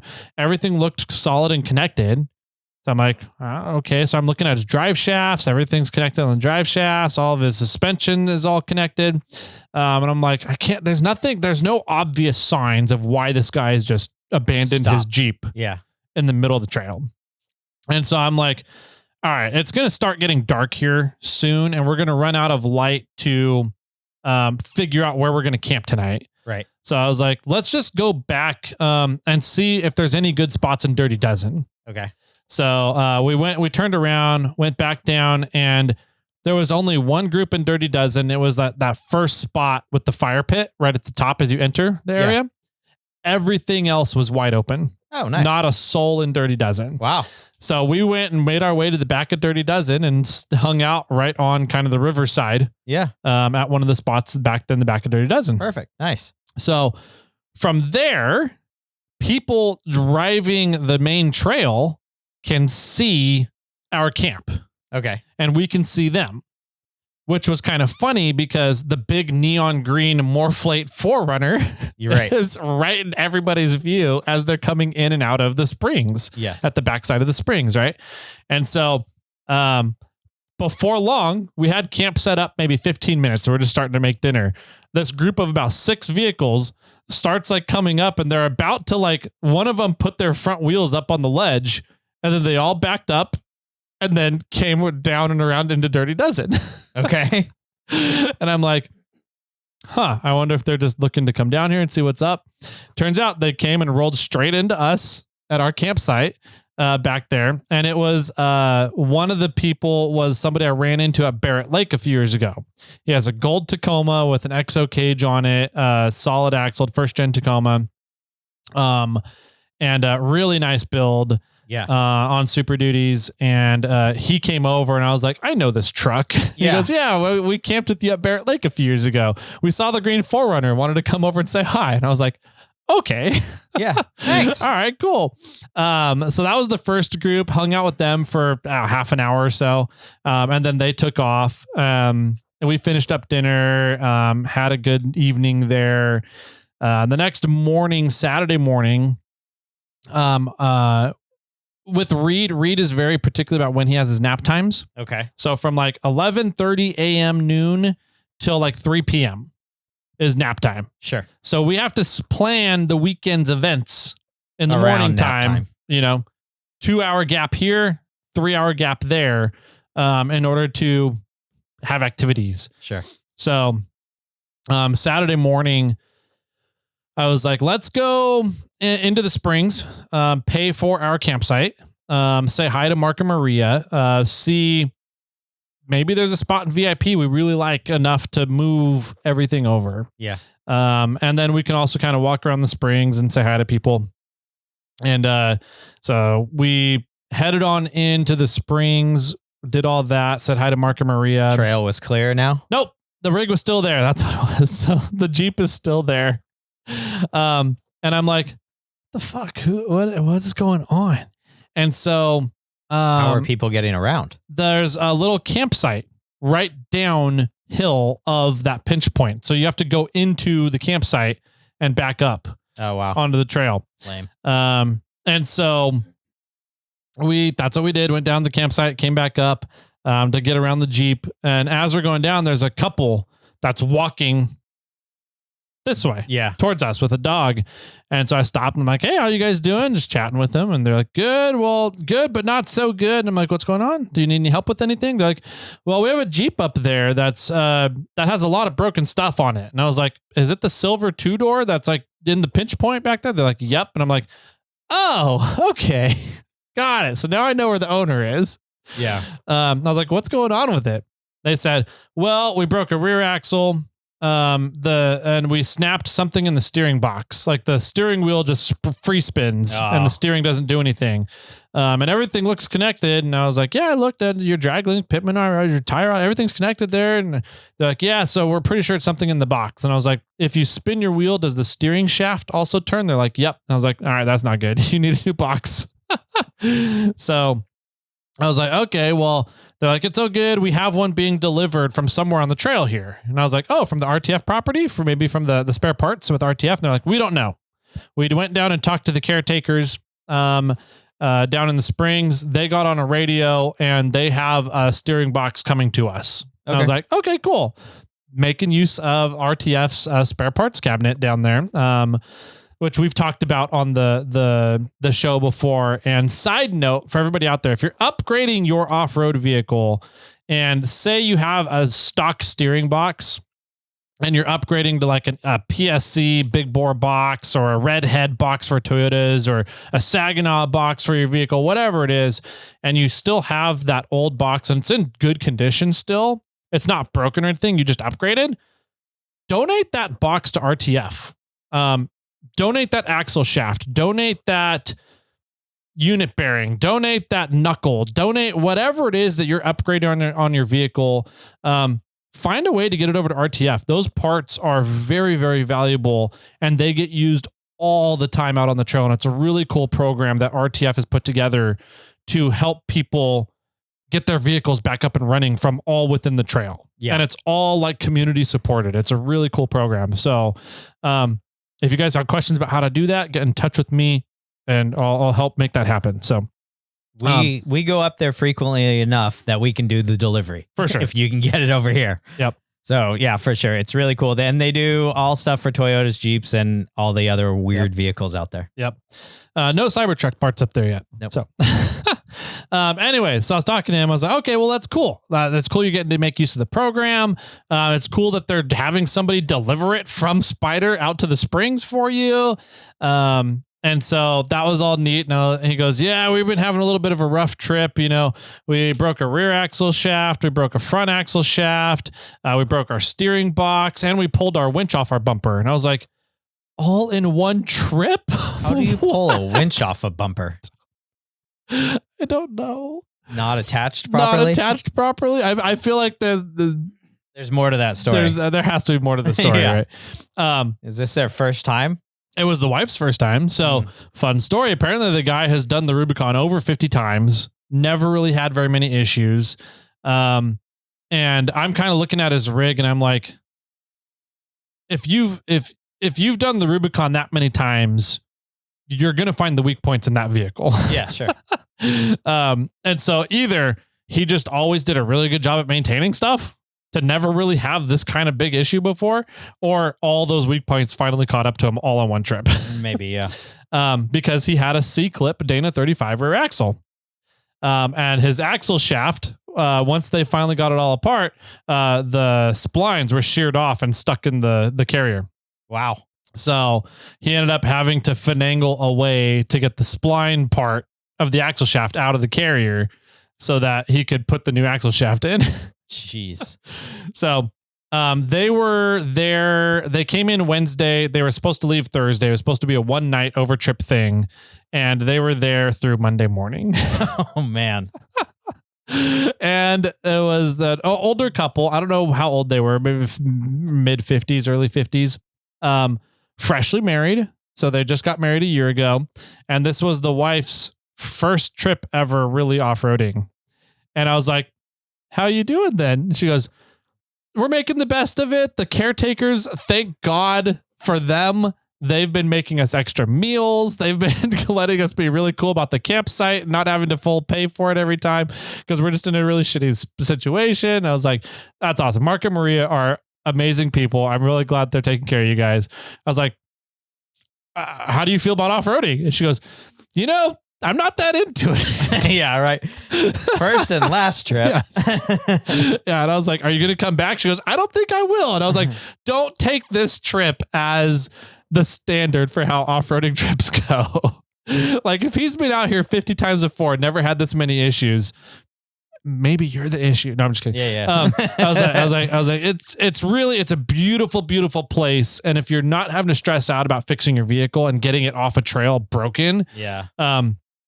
It's one of the best places on earth. So I really hope that you can find it in your heart to come back out here again after this disaster trip. So anyways, talked with them for a while. Maybe next year. Yeah. So talked with them for a while. Really cool people. And I was like, well, look, we're camped down behind you and we're going to be going up to the Springs in front of you multiple times throughout the weekend. So I'm going to stop every time, check in on you guys, see if you need water, see if you need food, see if you need a tool that a specialized tool that I might have to help get you the job done. But if you have all the parts coming in and you know how to work on it all, then let me know if you need anything. Otherwise, I'll just be here for moral support every time I pass you. Yeah. And they were really cool about hand that. you a cold one. Exactly. So they were really fun chatting with them. We went down into the springs, said hi to Mark and Maria, paid for our site, and camped right along that first row of campsites as you enter the springs. Yeah. Was the Jeep and the Bronco from Tahoma, from Air Down. Oh, yeah. And so I stopped and talked with them for a while. There was one guy in the group that was the token Toyota. And I was like, they're like, yeah, there's one in every group. I was like, yep, that's usually me. So chatted with them for a bit. Our group usually has a token Jeep. That's true. Yes. Yeah. So chatted with them for a little bit. While we're chatting with them, obviously rigs are just coming into the springs, right? It's Saturday, midday, around lunchtime. And there was a ton of people that came through that I knew. Yeah. Like they would just stop and I'd just chat with them for another 5-10 minutes, see what they're up to. Justin Wicks was one of them. Oh, wow. He came in on a dirt bike. Oh, yeah. And so he came down from Tahoma with a buddy and they were riding the whole trail on dirt bikes. Wow. And by the way, just this weekend alone, I've never seen that many dirt bikes on the trail. Okay. So I don't know if it's just like a thing for dirt bikes to come down from Tahoma and get down into the springs and hang out in the springs and then go back up or something. But there was almost, I don't want to say almost more dirt bikes than vehicles. That was not true. There was a lot of dirt bikes. Interesting. Running around the springs this weekend. And Justin Wicks was on one of them. So he ran into me. He was coming down Tahoma, down Cadillac, and they were going to go do the whole trail.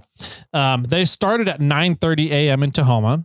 At staging, and they got to me. It was probably about noon, maybe noon 30 by the time they got to me. 3 hours. So it took them 3 hours. And I was like, I got down faster doing a kind of a slow-ish pace for links and coilovers and 40s than you guys did on a dirt bike. I'm like, man, if it took you guys 3 hours to get from Tahoma to here. Yeah. You're going to be getting off the trail at Loon, like around dark. Yeah. And he goes, oh, it's really? And I'm like, that's the easy part that you came down. Like other than Cadillac, you kind of got to go slow on a dirt bike down Cadillac. But they're like, well, it mainly took us a long time because of all the puddles. I was like, okay, I'll give you a little bit of that. I'm like, the rest of the trail is fucked on a dirt bike, man.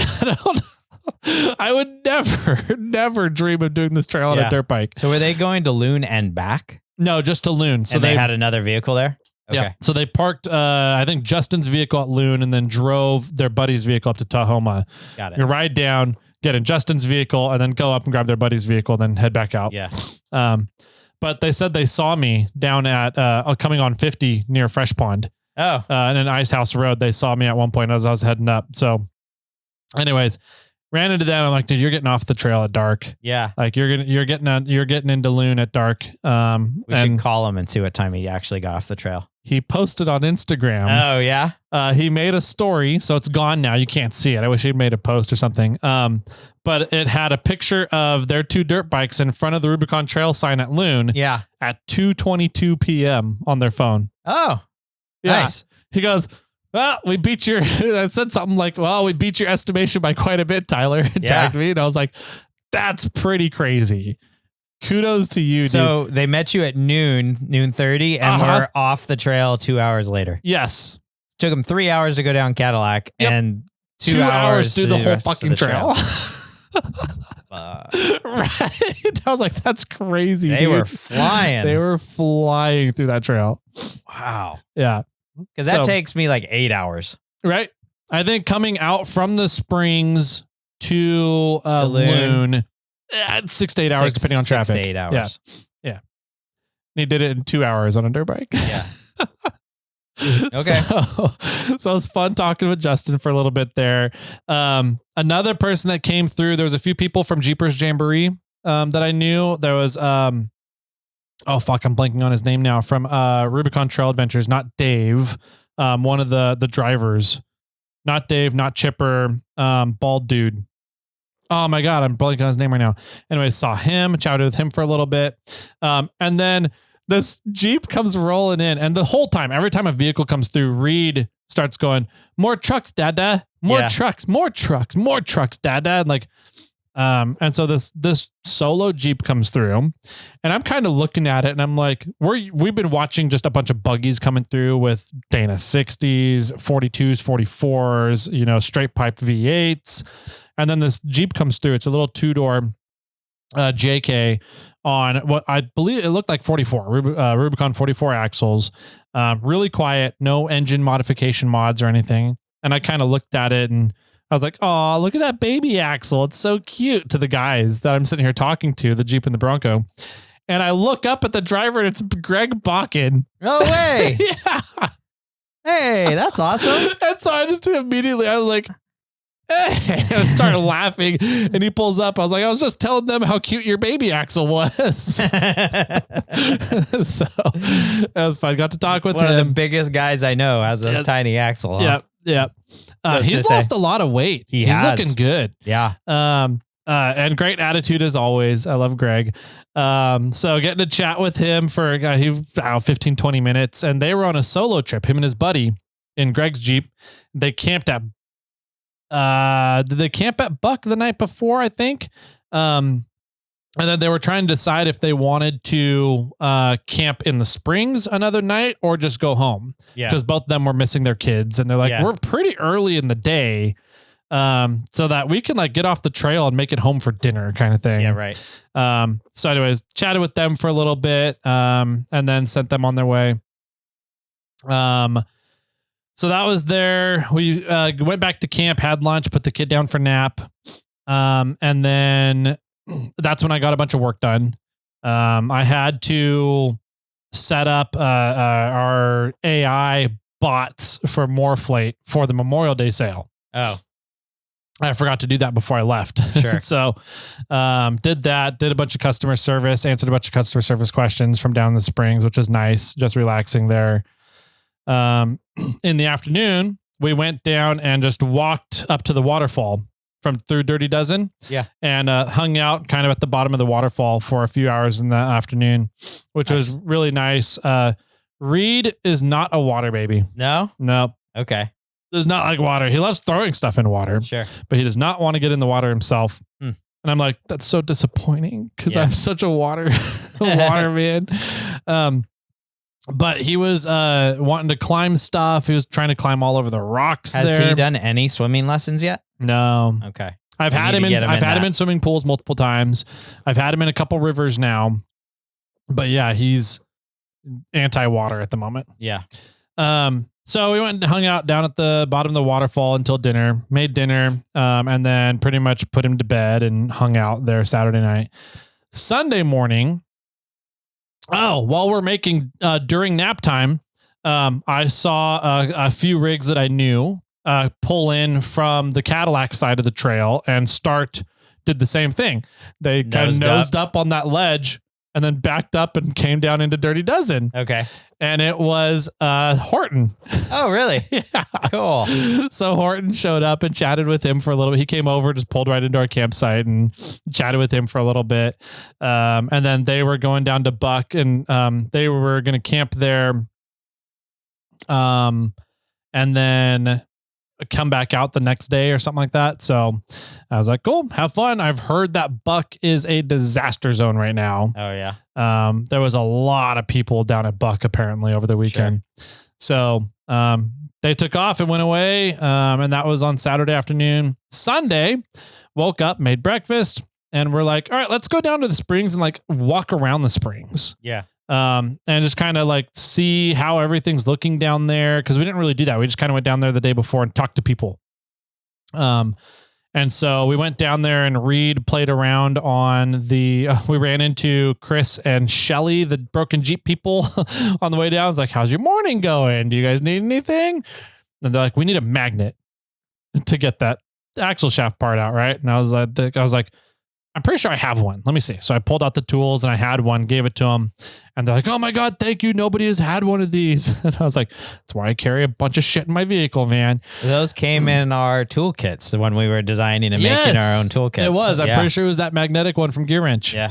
And so I was like, they were like, can I Venmo you, Zelle you, give you money now? And I was like, no, it's like a $10, $20 magnet. Like if it helps you guys out, like I'm not too concerned about getting it back. If it helps you guys out, right? Yeah. You're like, I'm going to be back and forth another few more times. Just use it until you don't need it That's anymore. Also what I said. I was like, I'm camped down at Dirty Dozen. You guys come find me if you get everything fixed. I'm going to be back and forth a few more times here. If you're done with it by then, and I'll grab it from you then. If not, I'm not worried about getting back. Yeah. So anyways, they were funny again. Went up into the Springs, parked, and we played around on the stage for like an hour. Okay. Reed had a ball running around the stage, jumping off of it, climbing up the stairs and having a good time there. We went down, talked to Maria a little bit more. And then we started climbing all the rocks behind the stage. Oh, yeah. Reed loves climbing rocks. Holy shit. Yeah. So we made it all the way up the rocks to the upper helipad. Wow. Before long, really. He had us going all the way up. He just wanted to keep going up and up and up and up. So get up and he played around on the upper helipad for a while. And then he saw the lower helipad and we worked our way back down and played around on that one, then made our way back down to the rocks. And hung around there for, it was a good 2 hours, wow. 2.5 hours, just playing around in the Springs. And then we headed back and got some lunch. And then we were after lunch. He had a short nap that day. And so at about 1:32-ish, we were like, well, let's go swimming down at the slabs. So it's actually a kind of a nice swim spot. Yeah. At the slabs right there between Pine Camp and that other little jet out dirt area. So it's not too deep. It's not too deep. It's not really a fast current. It slows down by the time it gets there. It's just very, very slippery. It's very slick. Yes. Yeah. The rocks can be slippery. Yes. So, and there's a little bit of shade right there. And so I'm like, let's just go down there, see if it's available, and we'll hang out for the afternoon and do some swimming. That's one of my favorite spots to camp. Absolutely. In my opinion, the best spot on that trail to camp is Pine Camp. Yeah. And so that was also reserved, but whatever. As we're heading down, there's a ton of people out there. There's like 20-ish rigs lined up down along the slabs and just tons of people hanging out. I was like swimming. Yeah, good. Yeah. It's swimming day. It was nice and warm. It was warmer than Saturday. It was which was 75 degrees, but 75 degrees with no cloud cover at 7,000 foot elevation feels like 85 to 90 degrees. Right. And so we got down there and I start looking at these rigs. I'm like, I know that rig. I know that rig. I know that rig. Yeah. That rig. And so I'm kind of looking for their owners. I'm like, it's this family time right now. I'm not gonna go talk to more people. I did a bunch of that on Saturday.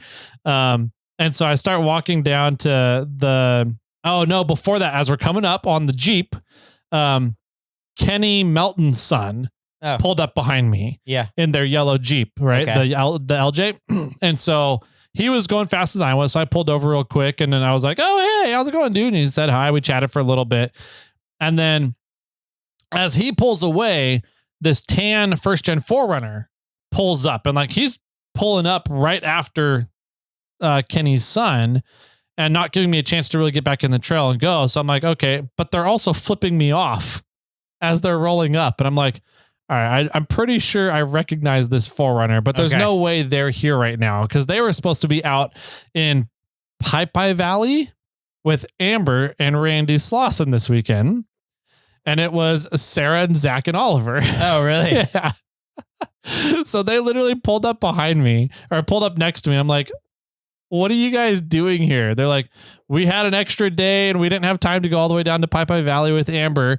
So we're like, let's just go down to the Springs. And we saw your big annoying green 4Runner right in front of us. I was like, awesome. I was like, what are you guys' plans? They're like, we don't really have any plans. I was like, where are you camping? They're like, we don't really know. I was like, all right, well, I'm going down to go swimming right now. You guys can totally come and join us and hang out. And so they did. And then they ended up coming back and camping with us in Dirty Dozen, which was really nice because we had an 11-month-old there to kind of hang out and play with our 2-year-old. Yeah. And so that was, it was great. Once the kids can sort of entertain themselves and do their own sort of thing. Yep. And you can have a mental relaxation of not having to concern yourself about either entertaining your child or worrying about the child's safety. Yep. Yeah. And you can relax a little bit. Then things get a lot better. And it was really nice having 2 also new parents there with a first time kid.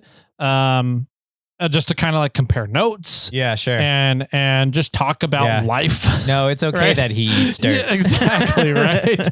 And then also having more parents there to kind of watch over the kids. Yeah. So that you can, work on dinner without having to worry about the kid falling over a rock or impaling himself on a stick or something. Right. So, that was a very fun surprise for us. Sure. And then the secretary after the trip was like, they're really cool. Can we go wheeling and camping with them again? And let's find more parents that have kids around this age to go wheeling. I was like, yeah, really? That just came out? Okay. So anyways, we went down to the slabs, and while we're down at the slabs, swimming, I'm just kind of like standing out in the river talking to everybody because, I have to be in the river. And Reed was like standing away from shore, like just watching everybody with this really annoyed look on his face. Yeah. But this guy starts drifting down the river, and I'm like, hold on, I know that guy. And he stands up. He goes, dude, what are you doing here? It was Chris Manili. Oh, really? Chiz, yeah. So he's comes floating down the river. He stands up, and we just sat there chatting for like 30, 40 minutes. He had, I don't know if it's technically his girlfriend or what, but he had a girl there named Emma. Okay. And she goes, she was like, yeah, this is our first date, I think. I'm like, of course it is. That's were they there for one day? Like, I don't know. They were camped down at Buck. That's a hell of a first date. That's what I told her. Hey, you want to go camping for a weekend? Yep. But she's a pretty badass chick. She's an electrician up in, I think, Oregon or Washington, something like that. Wow. So I didn't ask how they got together or anything. Long distance relationship there. But I just kind of made the comment of, I'm actually pretty jealous. Like, I would love to go on a first date with Chiz out on the Rubicon for Memorial Day weekend. I would just like to date him. Right? Like, he seems like a cool dude. He's a very funny dude. We could definitely have a bromance. Yes, like, right. I don't say that to many dudes, but there are a few dudes in this world that I could have a good bromance with. There you go. He listens to the podcast. No so Chiz, homo. there you are, man. Jimmy wants a bromance. Yeah. And so anyways, it was fun to hang out with him for a little bit there. And then while we were down on the slabs, there was a group of guys all like laying underneath a vehicle, and they have a ready welder out, and they're getting ready to like start hooking batteries together and pull batteries out of vehicles. Yeah. And so I'm walking by, I'm going back to the Forerunner to grab another drink. And I'm like, what you guys doing there? What's going on? What's going on? I see a welder's out here. That means fun is happening. What's going on? And like, oh yeah, we had a drain plug fall out of the diff. And I was like, okay, got it. But I think it's the owner of the vehicle. His name, I think, was Max. He's a listener to the podcast. Oh, yeah. So he immediately goes, Tyler, how's it going, man? That's why I was like, it looks like you guys are having fun. What's going on over here? So chatted with him for a little bit, and I was like, do you guys want to pull batteries and deal with all that? And they're like, I mean, it is what it is. And I'm like, I have a carnage welder with me. Do you want to I can just hand it to you and you guys can do all the welding. And they're like, what's that? And I was like, Max, you should know what a carnage welder is. But to the other guy, I was like, it's a suitcase welder. Everything's built into this Pelican case, a case, batteries, welder, wire feed, everything. There's no spool on it. So it's super easy to get into stuff compared to the ready welder. And they were like, it's fine. We'll just bring another vehicle around and then, hook up the batteries and jumper cables and then do welding for there. And I was like, or I can just hand you a suitcase. And they're like, okay, that's pretty hard to beat. And I was like, all right, let me go get a drink. I'll bring the welder back. And And so brought the welder back, handed it to him, and went back down to the beach area and hung out in the river, talking with everybody and having a good time while they got to use the carnage welder to weld his drain plug back in. Nice. All right. So, that was fun, running into Max and getting to meet him. Chiz down there. There was an Australian guy who stopped me when we parked, and he goes, "Oh, is this an official Morphlate vehicle?" And I was like, "Yeah, I'm the owner." And he goes, "Wait, you're the owner?" And I was in his Australian accent, and I'm like, "Yeah." And I was like, "Are you from Australia?" And he goes, "Well, yeah, but like I didn't know you guys were in the States. I thought you were just an Australian company." Really? And I was like, "Oh no, yeah, we're in Sacramento right here, California, NorCal here. We're up on the Rubicon all the time." Yeah, started right here, California. Yep. And he goes, "That's really funny. I own your gear in Western Australia." That's where his home is. I was like, "That's awesome. How do you like it?" He goes, "I absolutely fucking love it." He goes, "It's funny because we were airing down for this trip today, and I told the guys I was with, they were kind of struggling, and I was like, you guys need to get a Morphlate because that's what I used back in Australia, and it's amazing. I don't know, can you guys get it here in the States?" And all that. I was like, "That's funny." Yeah.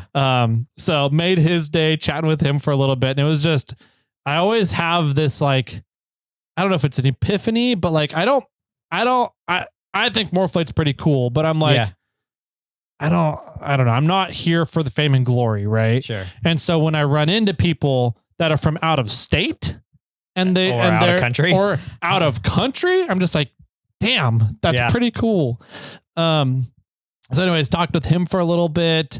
And we had a good time down there. I had Reed out in the middle of the river for a while. I found a rock that I can kind of sit on and have, my butt and like most of my legs in the water. I was figuring I could have him there and just kind of like have him kind of situated the same way. And he was like almost flipping out, like trying to get his everything out of the water, and finally got him calmed down on my leg where everything was out of the water. I kept pouring water on his foot. And then pretty soon he started saying, "Out river, out river, out river, out river, out river." I was like, "Bro, you're okay. Chill. Out river, out river." I was you like, need "Okay, to get fine." him into swim lessons. Yeah, I do. This summer for sure. So, this trip has taught me that, he's gonna go climb rocks. Yeah. There's no way I can stop him. Therefore, I need to get him in some sort of climbing classes so that I know he's going to be safe and he can do it, right? And understand what his limits are, and work on his balance and his jumping and all these different things. But I was very impressed with how freaking methodical he was being while climbing the rocks. He definitely was not carefree. And anytime there was like a drop bigger than 7 inches, he would sit down on his butt and slide off the rock for the drop rather than trying to jump off of it. Right. Yeah. Anytime there was a gap of more than 4 or 5 inches, he would wait for me and be like, "Dad, help." And I'd come over, hold his hand while he went over the gap. So he's very, it's amazing to me how aware for, how old is he? 2 years and 2 months, 3 months old, aware of his surroundings. Yeah. Good. And what's going on. So I want to get him in climbing classes. And then I need to get him in swimming classes. Yeah. Because I'm sure there's like climbing gyms that have stuff for toddlers. Pipeworks does. Okay, great. Yep. And then another thing I was going to suggest is I know that there's a bunch of gymnastics stuff that does stuff for young kids. That would be great too. And they do a bunch of like just tumbling and rolling and understanding your body and your mechanics. And that might be really good if Pipeworks didn't have something. So I'd look at Pipeworks, see what they got going, and then consider maybe some sort of gymnastics thing for kids. But yeah, I mean, my PSA of this entire episode, I guess, has got to be like, you got to get your kids water safe, water friendly. For sure. Absolutely. That was a big, I don't want to say eye opener. I knew that I need to get him more comfortable with water, but it was an eye opener as to how uncomfortable he was with water. Yeah. So yeah. And especially for young kids, pass this on to Sarah and family. The sooner you can get your kid into water, the easier it'll be to make them comfortable later. Yes. Right. So once they start understanding, besides a bathtub, like get them into a pool, get them their head underwater as soon as you can, the easier it'll be to teach them how to swim and learn, understand water mechanics and everything later in life. Even if they don't learn it at like of a young age, it'll still help later. They won't just be as terrified of it. Mm-hmm. I had to coach somebody. I had to coach this like Indian lady. She was like 40 something, completely terrified of water. We literally started with sitting on the side. Like the first lesson was us sitting on the side of the pool with her feet in. Wow. And then we worked our way up like onto a ladder, getting like, and I was like standing in the pool, like, look, I'm only up to here. I can stand, like it's not a big deal.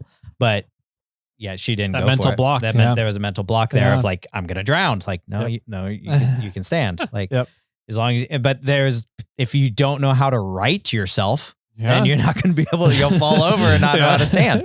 Right. So there's a level of that. But the sooner and more comfortable you can get the kids with water, the definitely better they'll be set for life and almost any water situation. And me being on the complete opposite end of the water spectrum side, me being a fish and loving water and having my collegiate swimming background.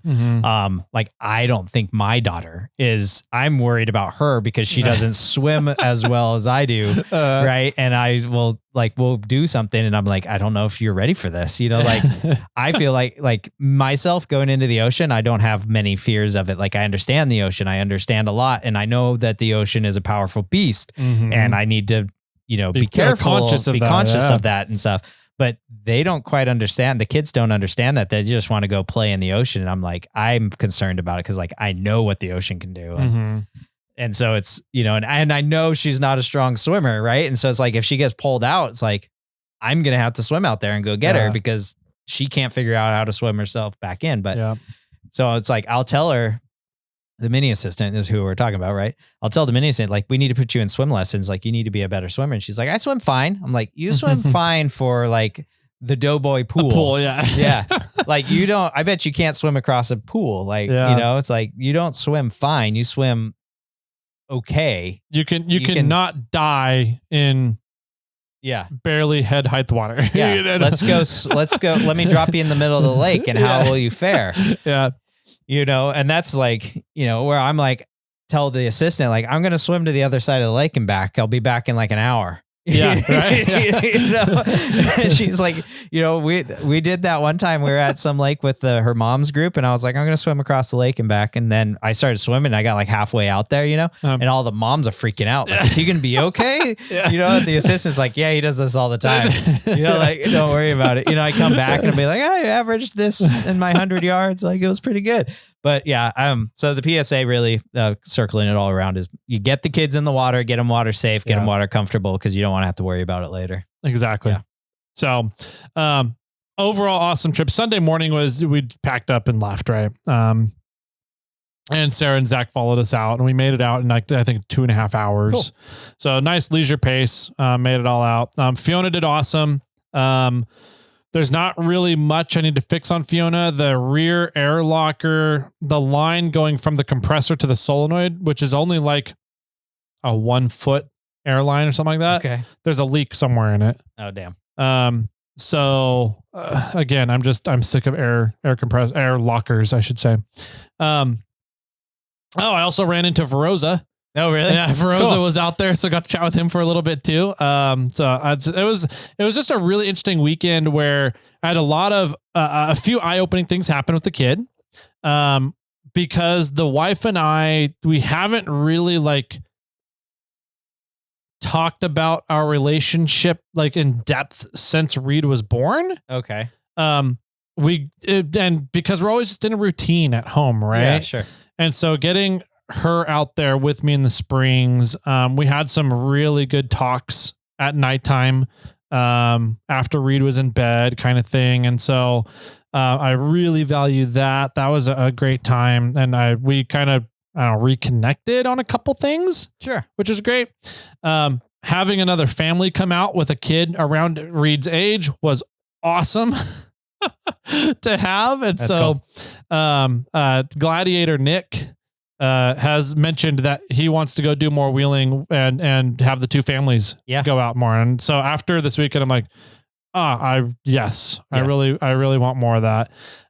Reed did fantastic. So I think that that's going to kind of open the floodgates for me to start taking him out on my own. Sweet. And with tent camping, going out to different trails and tent camping, go out to Barrett for a night. He loves all the off-road vehicles. Okay. He loves watching them. He loves being in the vehicle. Anytime we'd be like, all right, bud, it's time to go for a ride in Dada's truck, he'd get all giggly and go running toward the 4Runner. Right. So that, and then getting to see everybody out there, just running into all these people that, I've seen kind of on and off throughout the years, but like seeing everybody all to one spot in one weekend was so much fun for me. That's great. So, great trip, made it out, had my lunch at Sonny's barbecue on the way back down. Awesome. And got fully recharged, I think, from life and just the stresses of work and other things that life throws at you. So needed that nature bath. 1000% needed that. And I'm really glad we made that happen. So good. Sounds like a fun time. Yeah, it was a really good time.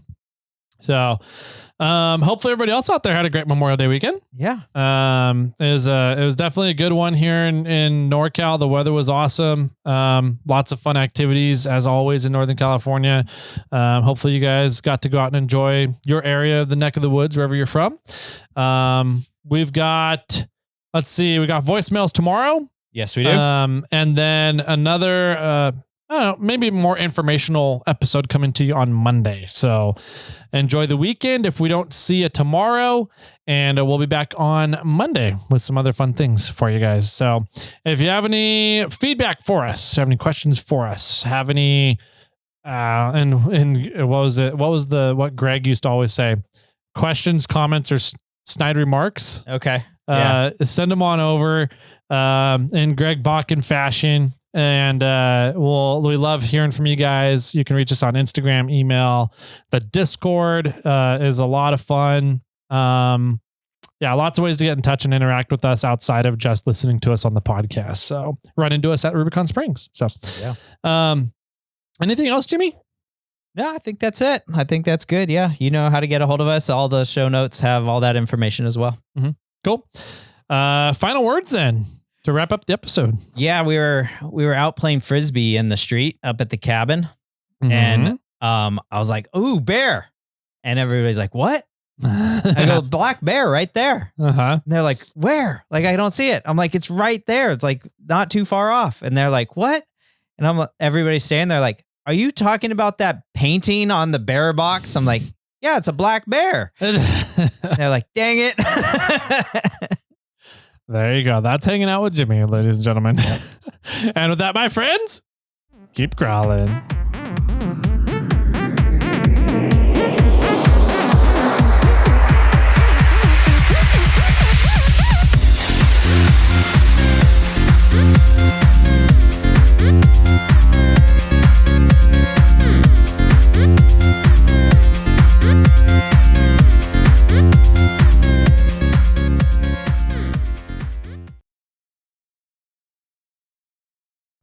I got one for you. Okay, I'm ready.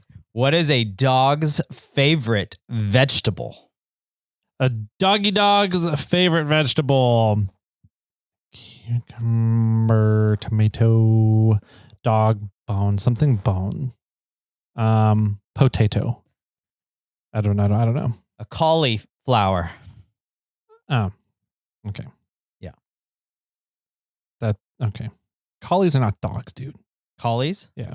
They're not? No. What are they?